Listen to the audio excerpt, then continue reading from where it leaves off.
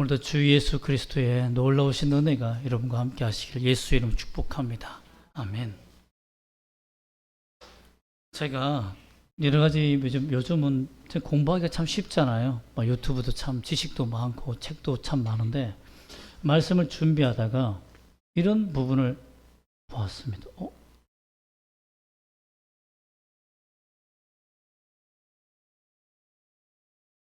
허허, 여기는 안 들어왔네요. 참 이상하네. 이럴 때는 어떻게 해야 될지 모르겠는데. 예, 그럼 설명을 해드리겠습니다. 자, 이 사이에 그 PPT가 들어와 있는데 잘려버렸는데 잠깐만요.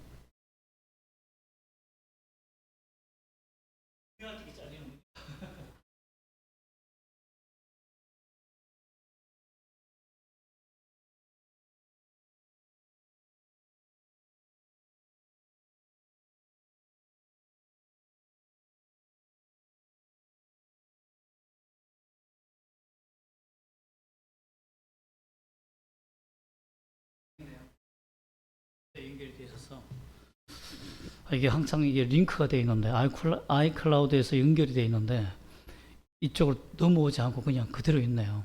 참 오늘 신기한 일이 많네요. 악보도 넘어오지 않고 가만히 있어서 황당했는데 오늘 자료가 안 넘어오네요. 어떤 부분이냐면 내 그 미카엘 포거슨이라는 학자가 있습니다. 뇌과학 학자입니다. 그 학자가 최근에 어떤 뇌의 사진을 4컷을 찍어서 이제 공유를 했는데요. 그 사진이 뭐냐면 그냥 내가 게임을 할 때와 TV를 볼 때의 뇌와 그 다음 단순 계산을 할 때의 뇌와 묵상으로 그냥 눈으로 성경을 읽을 때와 입으로 성경을 읽을 때 4가지 뇌의 반응 사진을 올려놓은 겁니다. 제가 멋지게 챗GPT 사용해서 했더니 안 되네요. 안 도와주네요.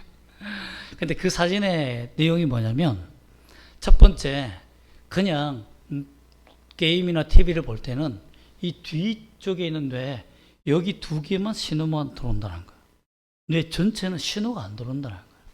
그러니까 게임을 많이 하고 이러면 사람들이 머리가 좋아질 것 같지만 절대 손기술만 발달하지 머리는 발달하지 않는다는 거예요. 그래서 이렇게 해서 만약에 10년을 지나면 뇌가 썩는답니다. 그 신경회로가 죽는데요. 그렇기 때문에 치매가 빨리 오는 거죠. 그래서 여러분들이 핸드폰으로 게임을 많이 하시는 분들은 조심을 좀 하시길 바랍니다. 그런데 단순 계산, 그냥 더하기, 1 더하기 1 이것만 해도 뇌가 여기만 반짝이는 것이 아니라 이쪽에서도 반짝한다는 겁니다. 그리고 책을 읽을 때 그냥 눈으로 이렇게 책을 이렇게 읽는 것은 여기도 반짝이지만 여기도 반짝이지만 전전두엽에서 반짝반짝이 시작한다는 겁니다.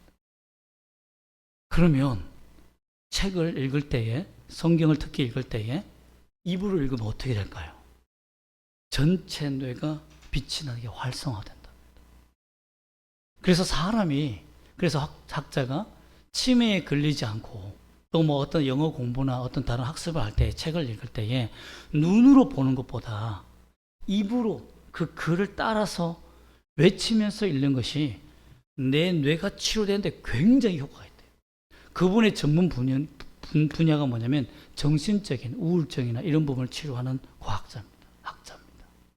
그렇기 때문에 우리가 어려움이 있을 때, 성경이 안 읽어질 때 억지로라도 그 글을 읽으면, 입을 이어서 읽으면 우리 뇌가 놀랍게 우리 몸을 치료하기 시작한다는 거예요. 호르몬을 내는 거예요. 도파민을 분출한다는 것입니다.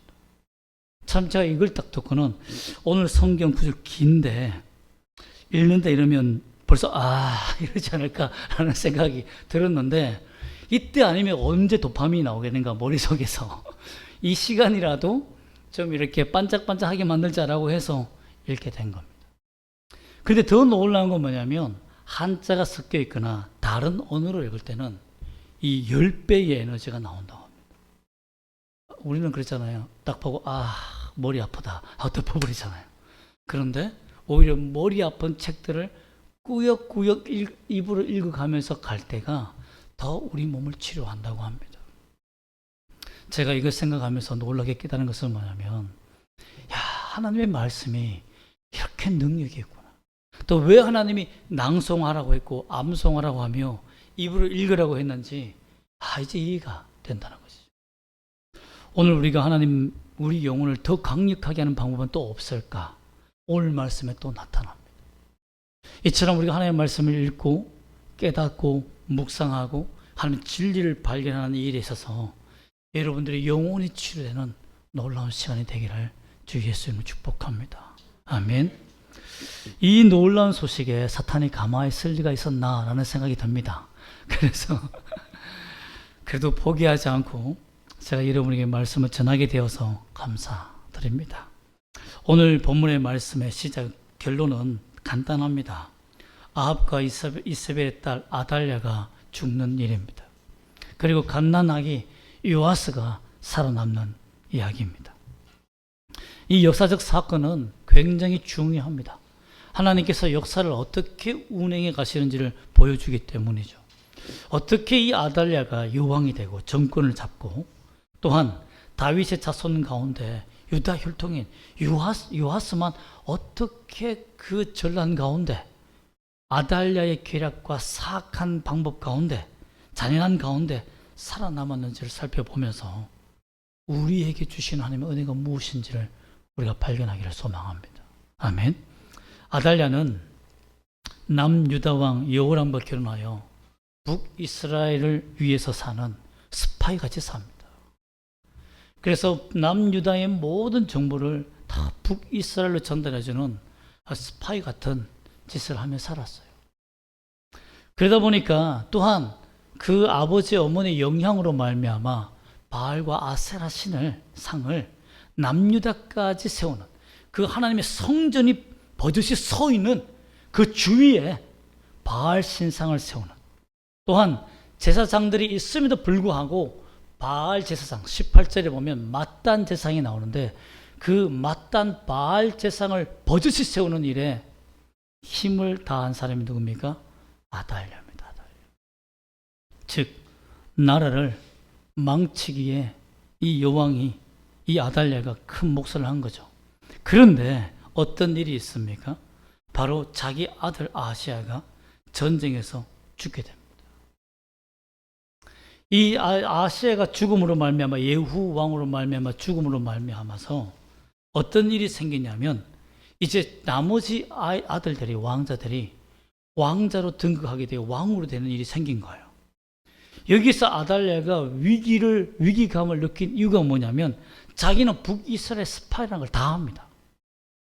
그리고 그가 행한 모든 사악한 일이 얼마나 악한 일인지 알아요.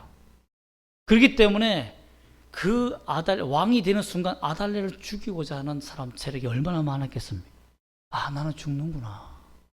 내 아들이 죽었으니까 다른 왕이 되면 나는 죽을 수 있겠다. 또 북이스라엘의 왕이 죽었으니까 요람이 죽었으니까 어떻게 했습니까? 북이스라엘 왕 이름도 요람이죠. 요람이 죽었으니까 어떻게 했습니까? 모든 아합의 가문이 다 무너졌으니까 이제는 끝난 거 아닙니까? 그러므로 자기의 정치적 힘과 권세를 다 잃어보니까 어떤 극단적인 생각을 하게 됐냐면 남유다 왕자를 다 죽여버리겠다. 갓난 아이부터 시작하여서 성인까지 왕이 될 수 있는 사람을 다 죽이라라고 명령합니다. 이렇게 큰 반란이 일어난 겁니다. 반역이 일어나게 된 거죠. 자연히 왕자들을 선출해서 법에 따라서 왕을 세워야 하는 이 순서를 어기고 대반란을 일으켜서 자기가 살고자 애꿎은 생명들을 죽이는 일에 혈안이 되어서 다 죽이라라고 된 겁니다. 그런데 이 권력을 통해서 병사들이 쫓아가서 다 죽입니다. 또한 다른 왕자가 등극한다면 자기가 세워왔던 우상 숭배의 죄가 심각하기 때문에 반드시 죽겠다는 위협 때문에 이 일을 도모하기 위해서 최선을 다합니다. 어떻게 보면 어떤 학자는 이렇게 표현되어 있습니다. 내가 사는 길은 이곳을 나의 소유로 만들고 남유다를 멸망시킬 일뿐이다. 내가 사는 길은 나라가 망해야 산다 라고 생각했던 것 같아요. 그 결과 어떻게 됩니까? 성공합니다. 이 반역이 성공해요. 아달랴 역시 모든 멸절하고 6년이라는 자기의 통치를 이루게 됩니다. 악한 자가 남유다의 그 세상 지배권을, 통치권을 잡는 말도 안 되는 일이 일어났다는 겁니다. 참 우리 주변에도 보면 사악한 존재들이 참 많습니다. 자신의 이익만 계산하고 남을 배려하지 않고 공존보다 자기 생존을 선택하는 사람들이 얼마나 많은지 모릅니다. 거기에서 우리 신앙인들이 믿음이 있는 그리스도인들이 살아간다는 것은 너무너무 어려운 거죠. 오히려 악한 자들이 더 잘 사는 것처럼 보이는 것이 사실이기 때문입니다. 이스라엘 백성도 마찬가지였어요. 남유다 백성들도 마찬가지였을 것입니다.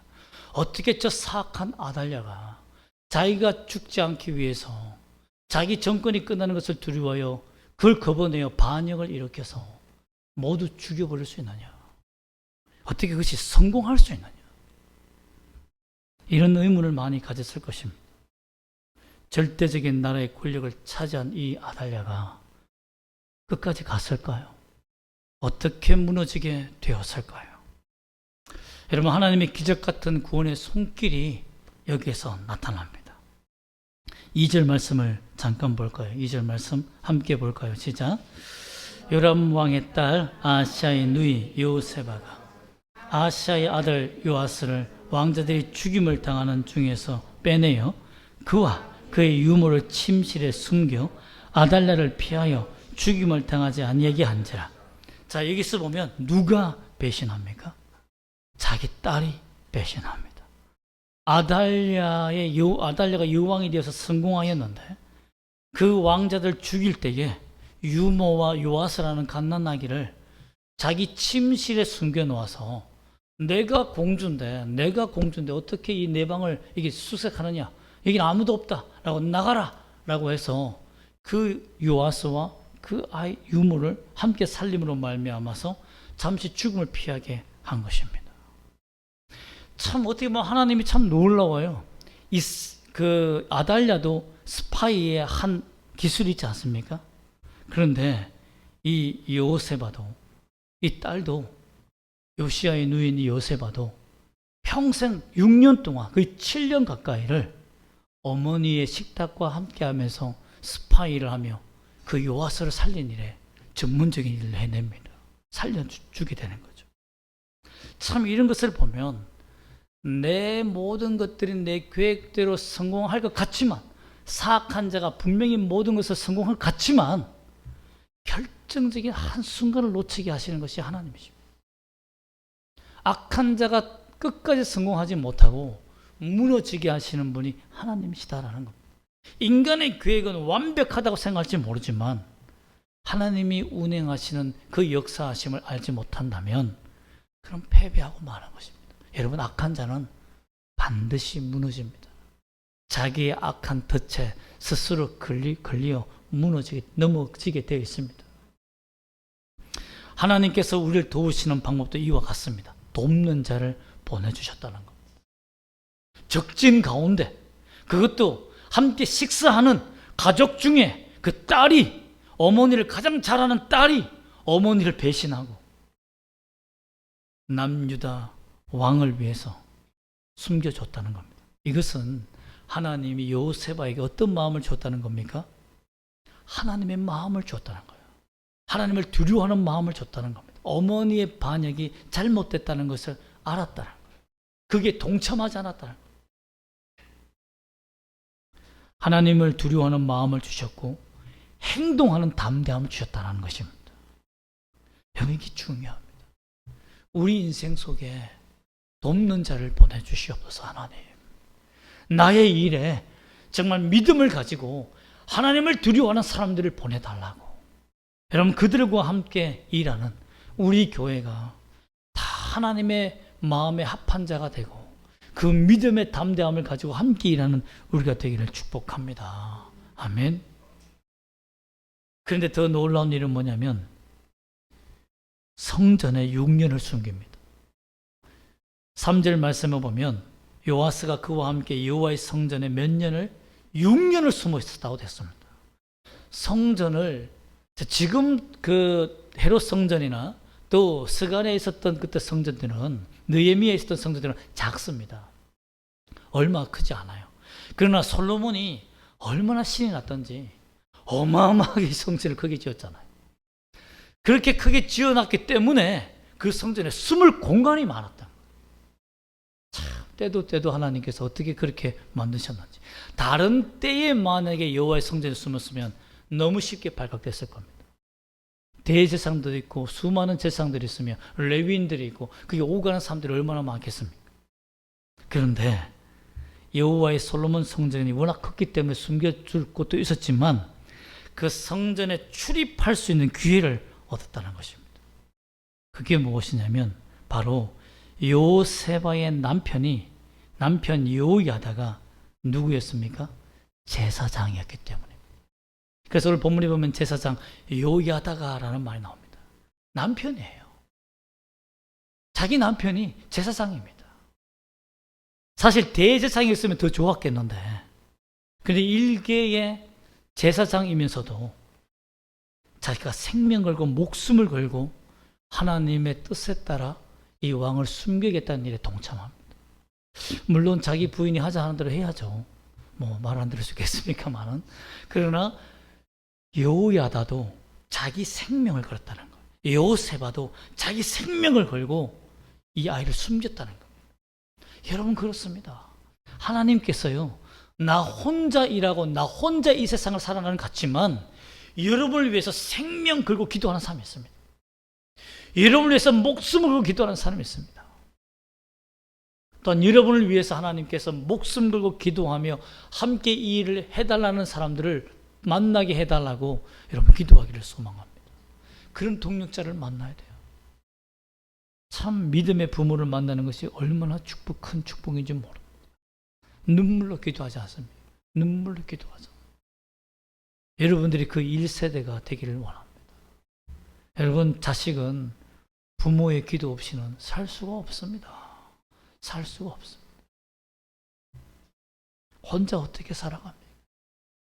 부모가 하나님께서 부모를 주신 이유는 하나님이 직접 그들을 사랑하고 하나님처럼 사랑할 수 없기 때문에, 정말 하나님이 직접 가서 다 이렇게 사랑해주는 그런 느낌을 줄 수 없기 때문에 부모라는, 특히 어머니라는 정말 하나님의 사랑을 가진 자들을 세워줬다고 저는 믿습니다.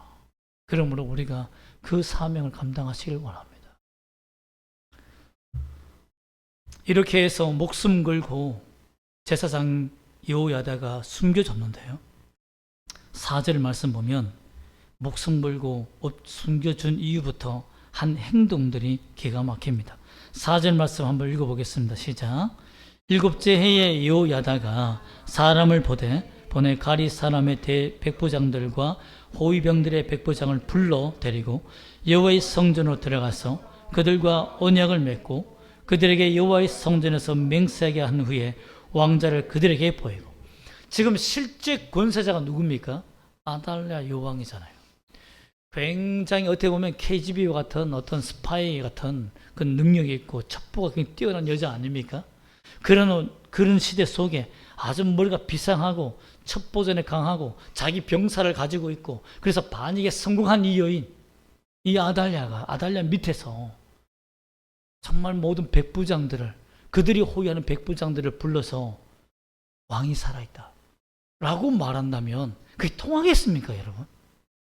이미 7세가 넘어간 거예요. 이미 정권이 바뀌었어요. 힘의 세력이 바뀌었다는, 균형이 바뀌었다는 거예요. 근데 그 와중에 반역을 위해서 7세 된 요아스를 위해서, 요아스가 뭘 하겠습니까? 근데 7세, 7살 때밖에 안 된 이 요아스를 위해서 자기 목숨을 걸고 백부장들을 설득해서 반역을 꾀한다? 이야, 이거 정말 성공할 수 있겠습니까? 여러분이 만약에 여호야다라면 하겠습니까? 제 같으면 그 시대를 그냥 누리고 살 것 같습니다. 쉽게 반역이 안 될 것 같아요. 근데 목숨을 걸고 설득을 합니다. 그런데 놀라운 일이 뭡니까? 하나님 앞에서 언약을 하는 하나님의 사람들을 만난 겁니다. 그 악한 자가 통치하는 그 시대 속에 진짜 믿음을 가진 자들이 숨어 있었던 것. 하나님의 사람들이 숨어 있었던 겁니다. 그 사람들을 불렀는데, 백부장들을 불렀는데 가리 사람을 선택하여 부르고 누굴 부를까 얼마나 고민을 했겠습니까? 외방에 있는 변방에 있는 백부장들을 부르고, 또한 호위병사도 왕을 호위하는 병사가 아닙니까? 그 중에서도 자기가 보고 6년 동안 살펴보고 누구와 함께 이걸 계획했으면 좋을까 싶어서 어쩌면 독립군들을 모으는 것처럼 비밀리에 접선하여 만났는데, 그들이 우리가 이 반역에, 이 나라의 독립을 위해, 이 하나님의 나라를 만들기 위해 우리 생명을 드리겠나이다 라고 언약을 한 거예요. 여러분, 이게 복 아닙니까? 참 이게 놀라운 은혜 아닙니까? 하나님께서 일하시는 부분을 봅니다. 여러분, 우리의 인생이 우리 혼자만 간다고 생각하면 안 됩니다. 내 계획이 실패하고 좌절하고 넘어진다 한다 할지라도 하나님께서는 다른 주변 내가 알지 못하는 계획 속에 흘러가고 있다는 것을 믿기를 바랍니다. 요아스가 계획했습니까? 어린 요아스가 이 모든 것을 계획하고 자기가 왕이 되기 위해서 노력했습니까? 아닙니다. 하나님의 사람들이 모여 하나님의 법을 세우기 위해 믿음으로 몰려드는 사람들이 있었다는 겁니다. 저는 믿습니다. 이 시대의 어려움을 향하여 함께 눈물로 기도하며 정말 이 나라를 위해서 눈물로 기도하는 자들이 있다고 믿습니다. 여러분, 우리가 주먹을 먼저 들기 전에 가장 먼저 해야 되는 것은 무릎을 꿇어야 됩니다. 하나님 앞에 무릎을 꿇어야 돼요. 그게 너무 중요합니다. 결국 이들이 설득함으로 말미암아서 또 놀라운 역사가 일어나는데요. 이들 군사만은 부족하잖아요. 그래서 역대하 23장 2절과 3절을 보면 역대하도 똑같은 기사를 얘기하고 있는데, 유다의 모든 고을고을에 레위 사람들을 부릅니다. 그리고 이스라엘 족장들을 부릅니다. 백부장들이 설득되고 백부장이 설득되고 호위병이 설득된 것을 본 여호야다가 용기를 얻습니다. 그렇구나.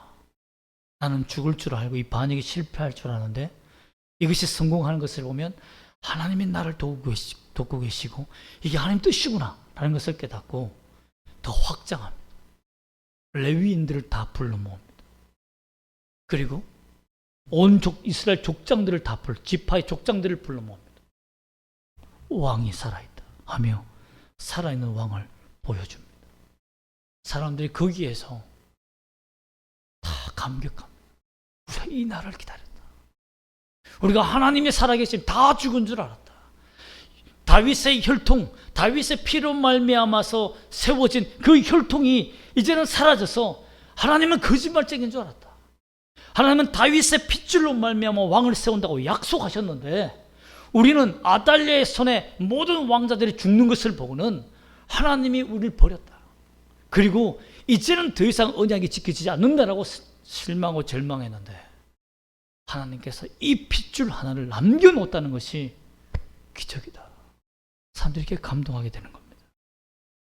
그래서 역대하 23장 3절을 보면 여호와께서 다윗 자손에게 대하여 말씀하신 대로 왕자가 즉위하여 하리라 라는 말을 선포하자 백성들이 아멘 하며 환호성에 사무쳤다는 것입니다.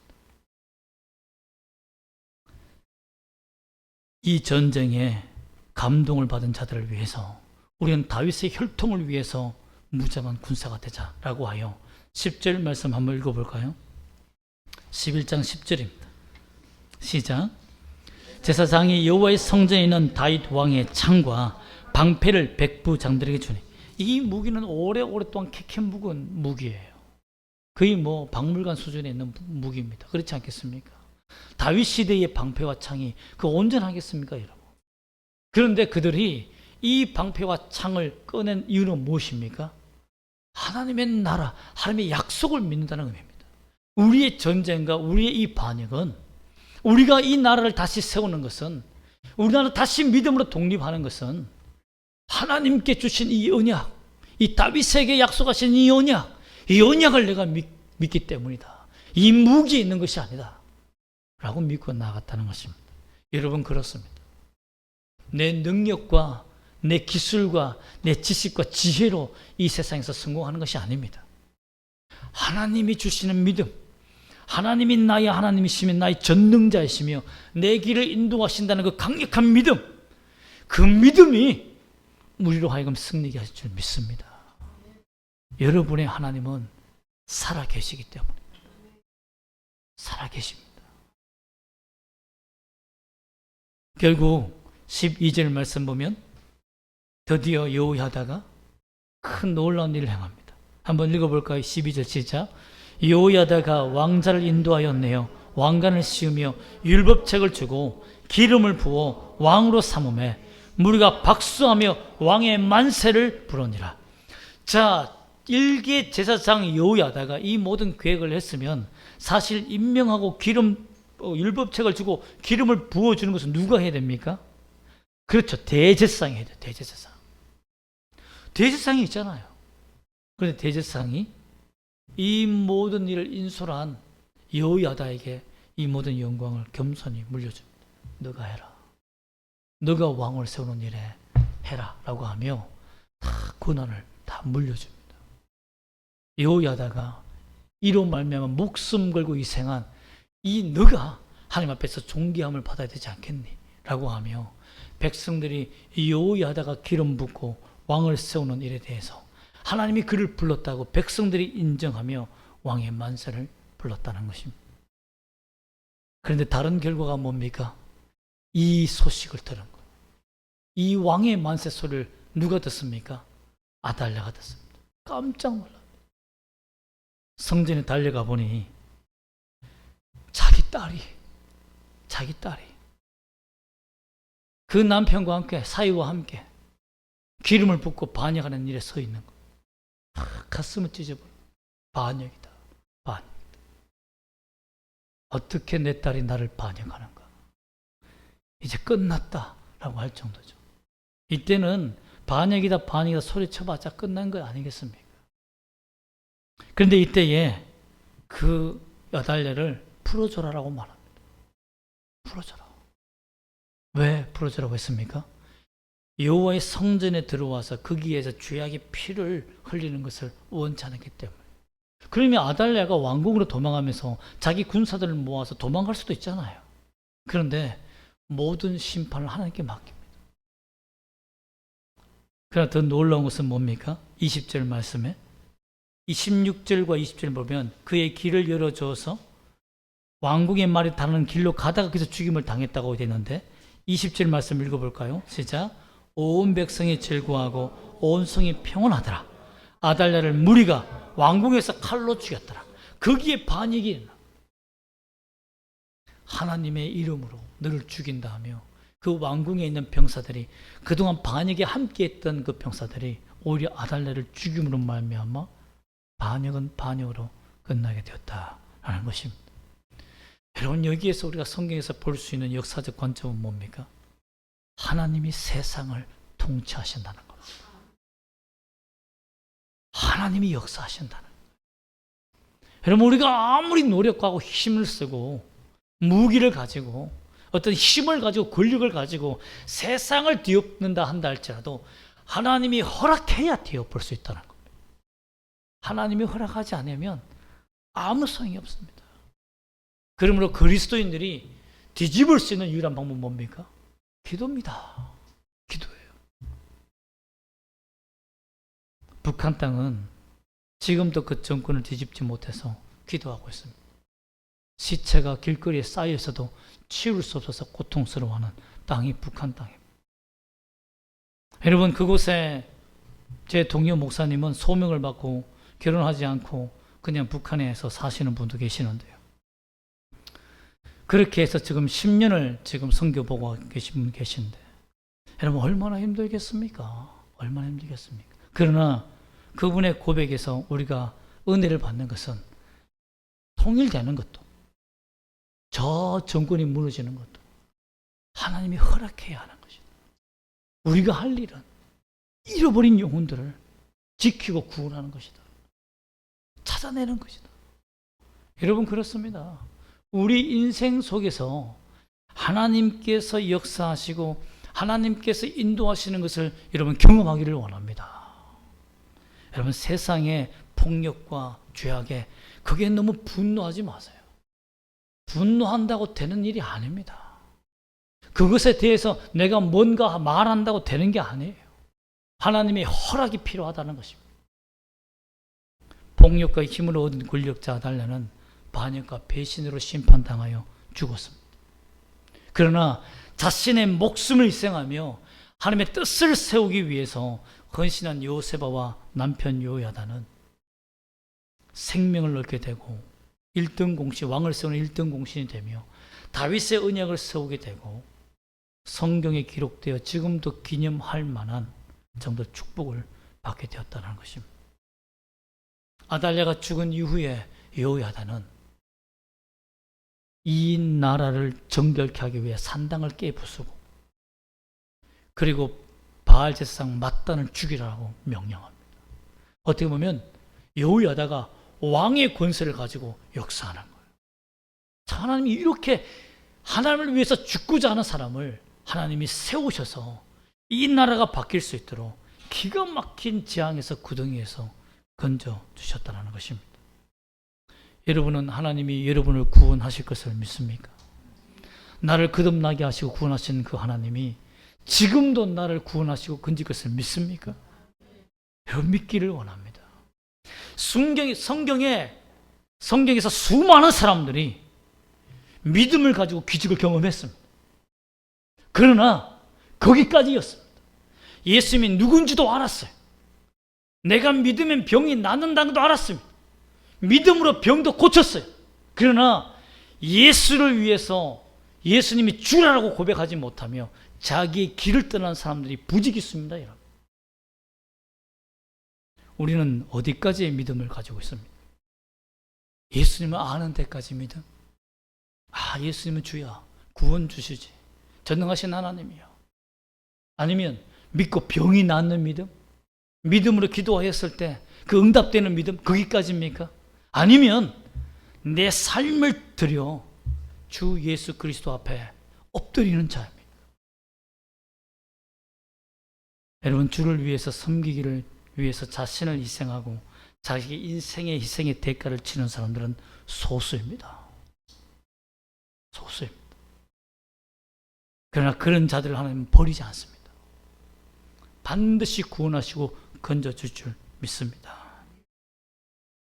어떻게 하면 우리가 온전한 구원의 길로 걸어갈 수 있을까요? 정말 요세바는 6년이라는 세월을 기다렸습니다. 그죠?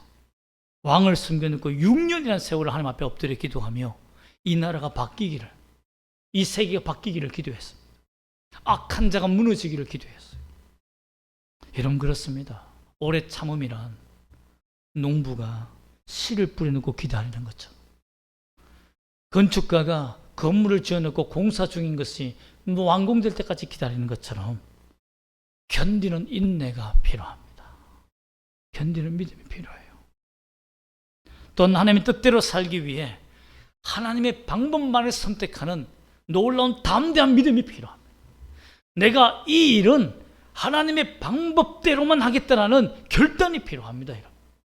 얼마나 쉽게 문제를 해결할 수 있는 길들이 내 앞에 옵션으로 이게 선택적으로 써 있는지 모릅니다. 이것만 선택하면, 이 사람만 잡으면 내가 편하게 될 것 같아. 여러분, 그 길이 망하는 길입니다. 그게 꽝이에요, 꽝. 요세바와 요야다는 다윗의 혈통을 세우는 것이 하나님의 방법이기 때문에 그 길에 목숨을 걸었을 뿐만 아니라 여호와의 성전에서 쉽게 아달랴를 잡아 죽일 수 있지만, 적을 죽일 수 있는 최고의 기회를 잡았지만 풀어줍니다. 왜 그렇습니까? 여호와의 성전을 지키기 위해서입니다. 여러분 그렇습니다. 우리가 세상의 방법을 쓰면 안 됩니다. 쓸 수밖에 없는 상황이 오겠죠. 그러나 줄여야 합니다. 할 수만 있으면 하나님의 방법을 선택할 수 있도록 지혜를 달라고 해야 돼요. 그게 너무 중요해요. 내게 어떤 선택의 방법이 왔을 때 그 선택에 대해서 기도하십시오. 하나님, 이것이 하나님의 방법이 맞습니다. 믿음의 시작은 하나님이 존재하시는 것, 또 하나님이 나의 죄를 용서하시고 나를 구원하시는 하나님이신지 믿는 과정으로 발전되지만, 성숙되어지면 하나님의 뜻을 위해서 자기의 생명까지도 내어놓는 그 구원의 성숙함까지 나아간다는 것입니다. 여러분, 우리가 세상과 타협하며 살며 하나님의 방법을 선택하며 살면 어떻게 되겠습니까? 서장훈이라는 농구 선수가 있습니다. 어떤 TV 프로그램에서 이상민과 김준호가 일본에서 마라톤을 뛰는 이런 경기가 있었어요. 몇 킬로 뛰면 뷔페가 나와서 먹기도 하는 일본 마라톤인데요. 김준호가 꼴찌하고 있습니다. 꼴찌를 하고 있으니까 다른 선수들은 열심히 뛰고 있는데 꼴찌하고 태극마크를 이만큼 그려가지고 막 꼴찌하고 또 바닥에 누워가지고 막 못 간다고 그랬으니까 맨 뒤에 오는 차가 나고자들을 이렇게 차 싣고 가는 게 있거든요. 그게 잡혀갑니다. 그러니까 서장훈이 태극기라도 지우지. 태극기라도 지우지. 여러분, 예수님이 만약에 여러분에게 야, 너 예수 믿는다는 구원의 표 좀 지우고 다니지. 그렇게 예수님 믿으라고 준 내 인표를 머리에 지그시 다 발라놓고는 나는 교회 다녀요 하면서 세상과 똑같이 산다면 하나님이 얼마나 부끄럽겠습니까? 하나님이 창피스럽지 않겠습니까? 나를 하나님께서 하늘에서 보았을 때에 난 너 보기가 너무 창피하다. 예수 안 믿는다고 차라리 말하면 안 되겠니? 이런 성도라면 얼마나 고통스럽겠습니까, 여러분? 그런 성도가 되지 말고, 야, 어디 갔니? 내가 너에게 써준 표, 그거 크게 새기고 다녀.